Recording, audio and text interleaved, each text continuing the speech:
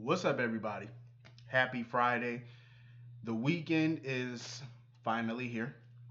What the fuck am I saying? Why am I saying finally here? The weekend came quick as shit this week because, 4th of July weekend, and then you had the actual 4th of July day. So the weekend came pretty fast this week. So apparently today it is National Fried Chicken Day. So that's part of the reason why we saw Colonel Sanders today. Colonel Sanders, who is played by the legendary George Hamilton. For those that don't know, and this was so funny, George Hamilton's ex wife, I think her name is Alana Hamilton Stewart, is also the ex wife of British rock singer Rod Stewart. And it was so funny because I remember years ago they did an interview together and it was hilarious, like how they're connected, their families is connected, the Hamilton family, the Stewart family. It was just a regular rock and roll Brady bunch. Um, so yeah, George Hamilton, legendary. I know some people were upset by the fact that they were doing this whole KFC product placement advertisement today. It really didn't bother me so much because I found it to be kind of a funny little skit. It was corny, but it was funny. Um, but they're helping each other out. ABC partnered up with KFC. They're both helping each other out. Product placement. Trying to get more people to buy KFC's products. And KFC were tweeting every day for the last few weeks about General Hospital to get more viewers for GH, which I think is pretty dope. Sometimes people got to work together, and it both worked out for both of them. KFC gets more business, GH gets more viewers. Win win. Um, that fried chicken and them biscuits. Mm, mm. Let me ask y'all a question. For those that have had Popeyes and KFC, which biscuits are better, KFC or Popeyes?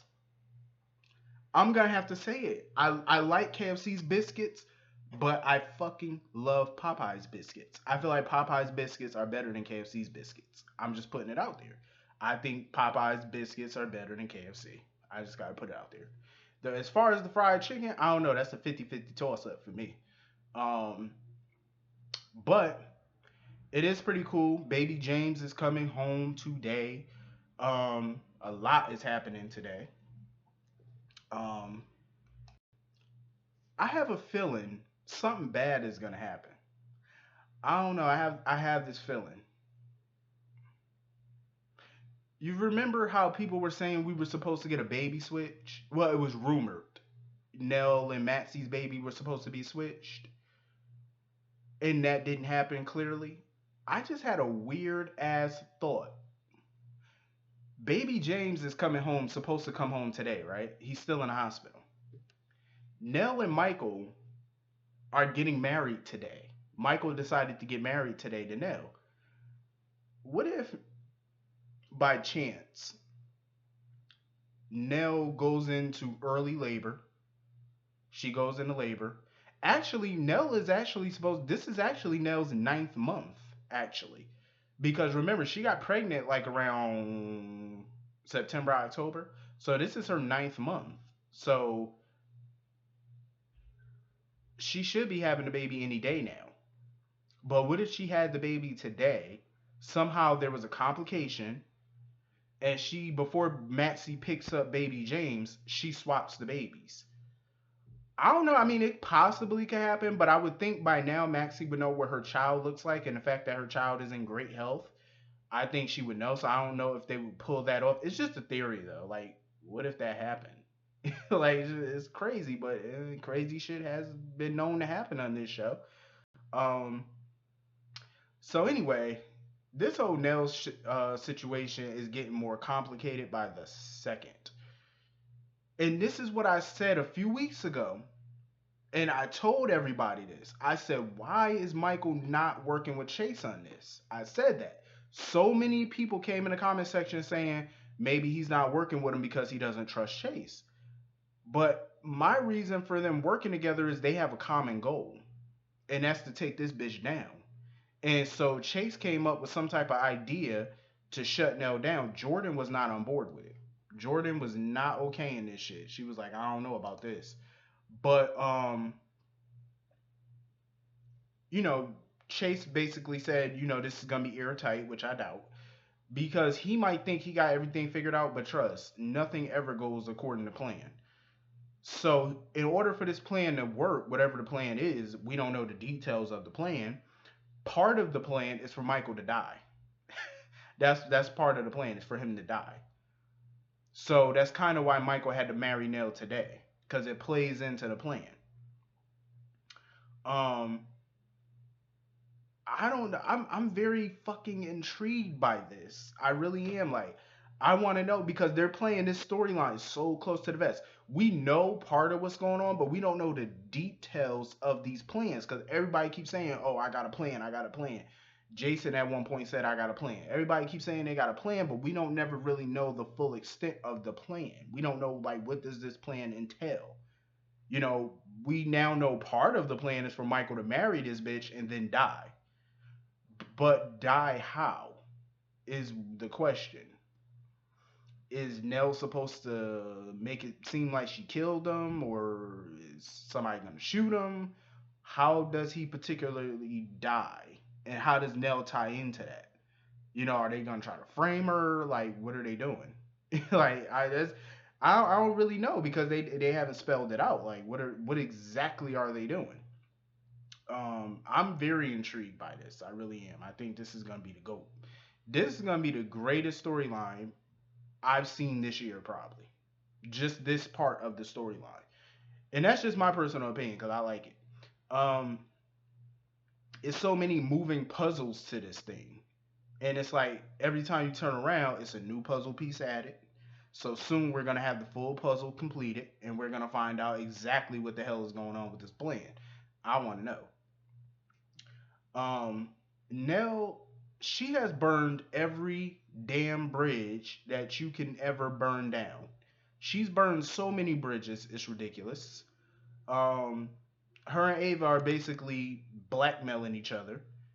Ava with the blanket, and then Nell was sitting there taunting her. When Ava mentioned the blanket and stuff like that, Nell was sitting there taunting her, saying, "Oh, did Griffin say he loved you yet?" Nell is a bitch, but I like it. Um, I do because she is like she gives snark a whole new meaning. Like, why the fuck did she have to throw that in Ava's face?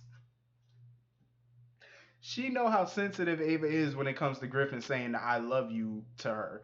Like, you know how sensitive she is, and you gonna sit there and throw that shit in her face? I said, wow. And then Ava came back with some heat though. Ava was like, "So what's the plan with you and Michael? You marry Michael, then what? He puts you in his will, and then you invite him to go kayaking." Yo, these two going back and forth with each other just made my entire day. Like, this episode was good because of that banter back and forth right there, and I fucking loved it. Ava, she gotta like get the upper hand on this chick though. She got the baby blanket and stuff like that, which is cool, but you need to shut her down. Like, seriously. Um,